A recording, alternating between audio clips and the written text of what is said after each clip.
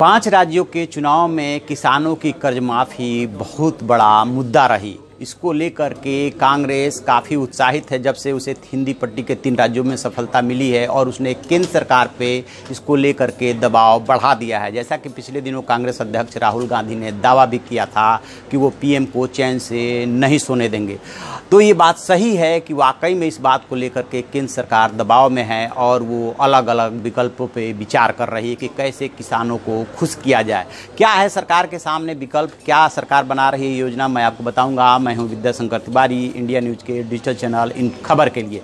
दरअसल किसानों की पहला विकल्प, सरकार के सामने जो पहला विकल्प है कि वो सीधे सीधे कर्ज माफ़ी करे। इसके लिए 2,80,000 करोड़ से लेकर के 4 लाख करोड़ तक की उसे ज़रूरत पड़ेगी। और अभी जो सरकार के पास रिपोर्ट आ रही है उसके मुताबिक उसका फिस्कल डिफिसिट 3.5% के आसपास पहुंच रहा है। और यदि वो इतनी बड़ी कर्ज माफ़ी करती है तो ये फिस्कल डिफिसिट उसका बहुत ज़्यादा बढ़ जाएगा, लिहाजा इसकी संभावना थोड़ी सी कम है।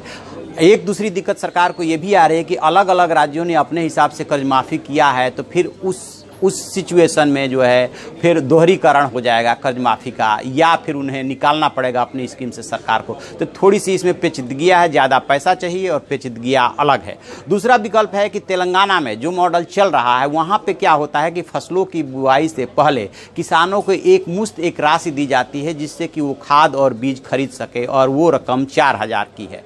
तो यही 21 दिसंबर से झारखंड ने भी अपने यहाँ लागू किया है। और बताते ये हैं कि केसीआर यानी कि टीआरएस की जीत में वहाँ पे ये एक बहुत बड़ा फैक्टर रहा, क्योंकि किसानों को इससे सीधे फायदा हुआ है। तो दूसरा विकल्प सरकार के सामने ये है कि वो भी ऐसा ही मॉडल लेकर के आए, इस पे भी बातचीत चल रही है। तीसरा विकल्प ये बताते हैं कि एक बात ये भी आ रही है कि जो मिनिमम सपोर्ट प्राइस है उस मिनिमम सपोर्ट प्राइस को सुनिश्चित करने के लिए, क्योंकि अभी भी ये दिक्कत किसानों को होती है कि बहुत सारे किसान उस एमएसपी पे अपनी उत्पाद को नहीं बेच पाते हैं, औने पौने दाम में उन्हें बेचना पड़ता है, जिसकी वजह से उनको काफ़ी नुकसान पहुंचता है। तो उस गैप को जो है सरकार सीधे उनके खाते में पैसा ट्रांसफ़र करके उसकी भरपाई कर दे, ये उसके सामने तीसरा विकल्प है। और चौथा विकल्प ये बताया जा रहा है कि जो किसानों के लिए बीमा का प्रोविज़न किया गया है, फसल बीमा का प्रोविज़न किया गया है, वो अभी उसका प्रोसेस काफ़ी क्लिष्ट है। और आरोप ये लग रहा है कि उससे किसानों को कम और जो है जो बीमा कंपनियां हैं उनको ज़्यादा फायदा होता है। उसके लिए जो यूनिट बनाई गई है वो भी उसका व्यापक दायरा रखा गया है, यानी कि कुछ किसानों को नुकसान होता है तो उसकी भरपाई नहीं हो पाती है। लेकिन तो क्या सांकेतिक रूप से, सिंबॉलिक रूप से 1 रुपया लेकर के उनकी फसल बीमा योजना का अधिक से अधिक लाभ देने और उसका दायरा बढ़ाने की भी बात चल रही है।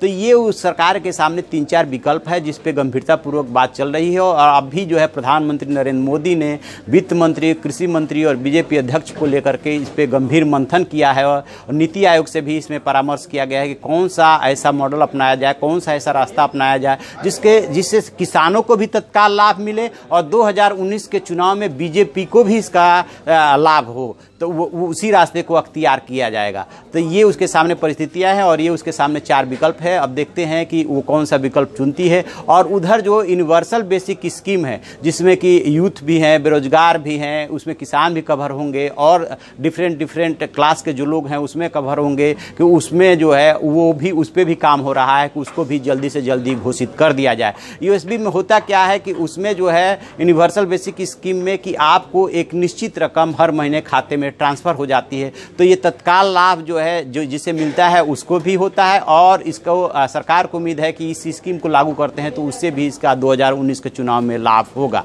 तो देखते हैं कि सरकार कब कैसे किस योजना की घोषणा करती है, क्योंकि 2000 चुनाव बहुत नज़दीक है। तो आप ऐसी खबरों के लिए देखते रहिए हमारा डिजिटल चैनल इन खबर और उसे सब्सक्राइब कीजिए।